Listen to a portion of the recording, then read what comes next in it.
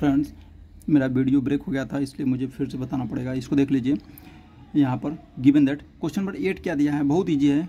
Question number 8 में given है ABCD एक पैरेललोग्राम है, ABCD एक पैरेललोग्राम बना दिया और इस प्रकार दिया है कि AD को प्रोड्यूस किया गया D तक। AD जो भुजा साइड है इसको D तक E तक प्रोड्यूस किया गया, ठीक।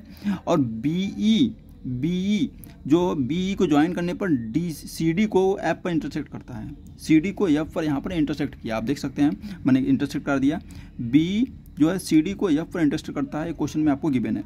तो शो करना है AB और CD क्या है आपको सिमिलर होंगे। तो सिमिलरिटी की 3 क्राइटेरिया आपको बताया गया है, उसी 3 में को एक लगेगा, देखा जाएगा। हम पहले ले लेते हैं ये ट्रायंगल और ये triangle, in triangle this and this. आपको कुछ चीज़ें बता दूं, अगर 2 लाइन पैरेलल हैं तो एंगल 1 एंगल 2 के इक्वल होता है। ये क्या होता है आपको मालूम है, अल्टरनेट इंटीरियर एंगल होता है। और ये 4 3 के इक्वल होगा, ठीक है। ये क्वेश्चन में आपको मालूम होगा, ये 1 ये 2 के इक्वल होगा। एंगल 1 इक्वल टू एंगल 2 और एंगल 4 इक्वल टू एंगल 3 होगा। ये क्या होगा, अल्टरनेट इंटीरियर एंगल होता है। अगर ये दोनों पैरेलल लाइन है, एक कोई ट्रांसवर्सल लाइन कट कर रहा है, तो इस प्रकार ऐसा होता है, आपको पता होगा इस चीज़। तो और एक और प्रॉपर्टी बताऊं, पैरेललोग्राम, ये अगर पैरेललोग्राम है ABCD तो इसमें एक और प्रॉपर्टी होती है कि हमने अपोजिट एंगल क्या होता है, इक्वल होता है। AC के इक्वल होगा और D B के इक्वल होगा। ये जैसे पैरेललोग्राम है तो यहाँ लिख दे रहा हूँ AC के इक्वल होगा, इसी तरह D और B आपस में इक्वल होगा। ये पैरेललोग्राम की प्रॉपर्टी होती है, ठीक है। अब देखिए हमें प्रूव करना है क्या कि ये बड़ा वाला ट्रायंगल ABE ये वाला, ठीक है, और कौन वाला, छोटा वाला ट्रायंगल ये वाला, ये दोनों क्या सिमिलर है। तो हम देखते हैं कि AC बड़े वाले में A और छोटे वाले में C, तो AC दोनों क्या है आपस में इक्वल होगा। क्यों, क्योंकि ये पैरेललोग्राम का अपोजिट साइड है, opposite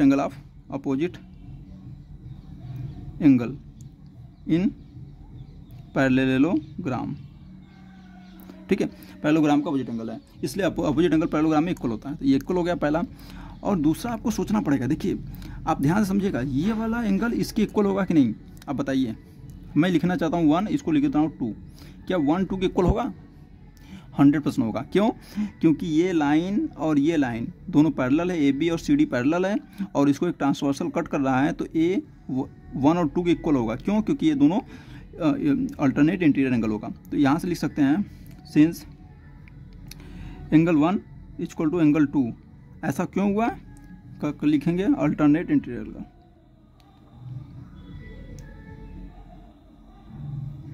interior angle.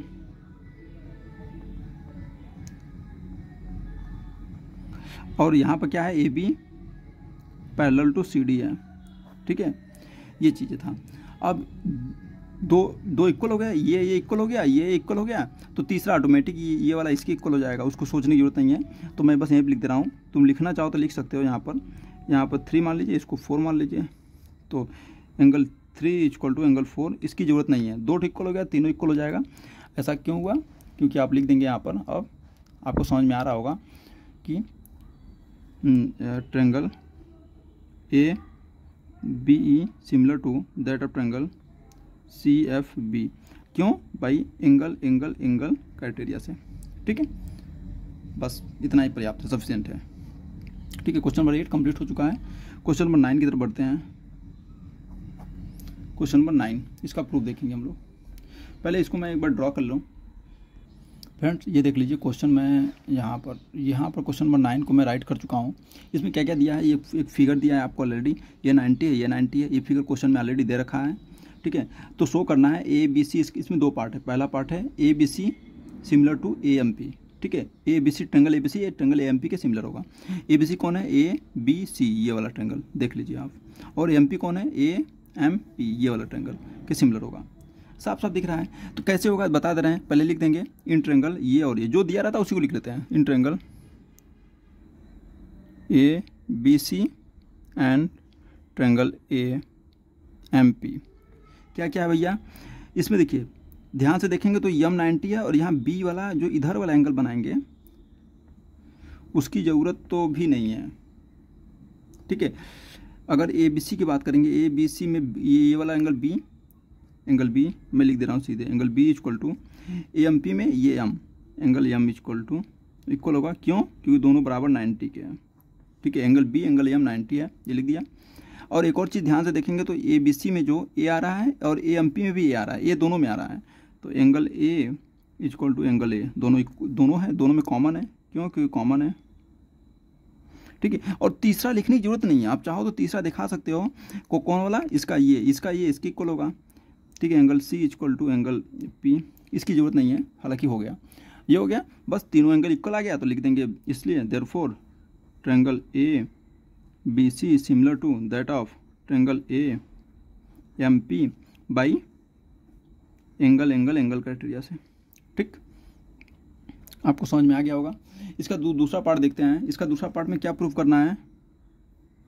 To show, क्या शो करना है आप बता दे रहा हूँ, सी ए बटे P A equal to B C बटे एम पी, ये शो करना है। ये दूसरा पार्ट में जो मैं लिखा हूँ यहाँ पर, ये शो करना है आपको, देख लीजिए, ये शो करना है, बहुत ईजी है। इसको भी शो कर लेते हैं। तो देखते हैं सी ए बटे पी ए लिखा है, तो सी ए कहाँ आएगा? सी ए बटे पी ए,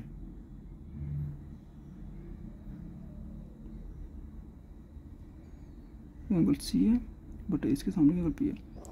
तो यहाँ से देख लीजिए, एंगल सी के सामने पी ए, जो अभी इसके ऊपर प्रूफ किया ना, इसी को लेके चलिए, जो इसके ऊपर प्रूफ किया है इसी को लेके चलिए। तो एंगल पी एंगल सी के इक्वल था, एंगल पी एंगल सी के इक्वल है, ठीक, अभी प्रूफ कर चुका हूँ। तो देखो ये लाना है, तो आप इसके हिसाब चलिए, क्योंकि एंगल सी एंगल पी के इक्वल है, क्योंकि ये ऑलरेडी मैं सिमिलर दिखा चुका हूँ, ये दोनों आप सिमिलर दिखा चुके हैं, इसलिए ये प्रॉपर्टी इसमें यूज करेंगे। पहले इसको प्रूफ नहीं कर सकते, पहले ये वाला प्रूफ करेंगे और ये प्रूफ हो जाएगा तब जाके इसको प्रूफ करेंगे। तो इसको क्या करेंगे, जो कि ये प्रूफ हो चुका है, मैं इसका यूज कर रहा हूँ डायरेक्ट, ठीक है। तो इसको प्रूफ मैं यहाँ लिख दे रहा हूँ, ठीक है। क्यों लिख रहा हूँ? क्योंकि since triangle A B C is similar to triangle A M P, ये ऑलरेडी मैं प्रूव कर चुका हूँ, ठीक है। कैसे हुआ? पार्ट 1 में देख लीजिए आप, पार्ट 1 में, इसको पार्ट 1 में यहाँ पर देख लीजिए, इसको मैं प्रूव कर चुका हूँ। तो अब देखो पी सी की इक्वल है, तो देखिए यहाँ से यूज कर सकते हैं, पी के सामने का साइड और सी के सामने का साइड का रेशियो इक्वल होगा। पी के सामने कौन सा था? इस ट्रायंगल में ले लीजिए, इस ट्रायंगल में, ठीक है। तो पी के सामने ए एम है, ए एम लाना है नहीं लाना है, इसको मत लीजिए। तो दूसरा देखिए, ऐसा सोचिए, जो इसके सामने देखो सी ए बटे पी ए लिखा है ना, तो सी ए इसके सामने कौन सा साइड है? ये, और पी ए कहाँ लिखा है? ये, इसके सामने ये। तो आप ये इसको ले लीजिए, ये वाला एंगल, यम और बी इक्वल है कि नहीं? यहाँ पर देखिए यम और बी इक्वल है, तो यम और बी इक्वल है, तो यहाँ यम के सामने कौन सा साइड है? ये वाला पूरा, ये, और बी के सामने कौन सा साइड है? ये वाला, ये। तो पहले बी, चूंकि बी बराबर था, तो बी के सामने का साइड ये ले लीजिए, सी